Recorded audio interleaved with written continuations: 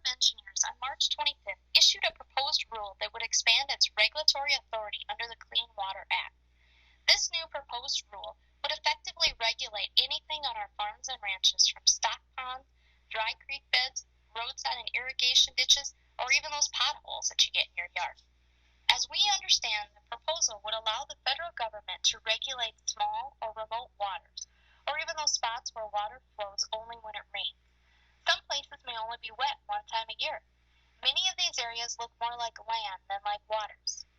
Because of this proposed rule, farmers, ranchers, and anyone that owns lands will face roadblocks to ordinary activities.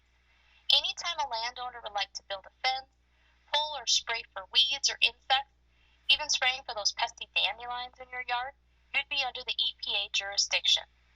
Now, you may have heard people claiming that farmers and ranchers should have no concern about this new rule because they're exempt from the rule, but they're wrong.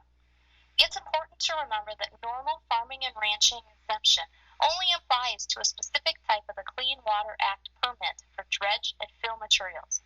There is no farming or ranching exemption from the Clean Water Act permit requirements for anything like fertilizer, herbicide, or pest control.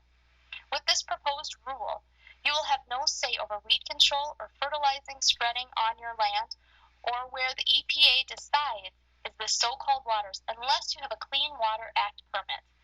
As you're aware, time is of the essence when it comes to fertilizing or pest control on your land. When you have to wait for the permit, could be a huge problem to your farming practices. Also, the EPA and the Corps of Engineers have interpreted the normal to mean only long-standing farms and ranches that have been in place since the 1970s. Not newer or expanded farming and ranching. This is a huge obstacle for beginning farmers and ranchers. So what can you do about it?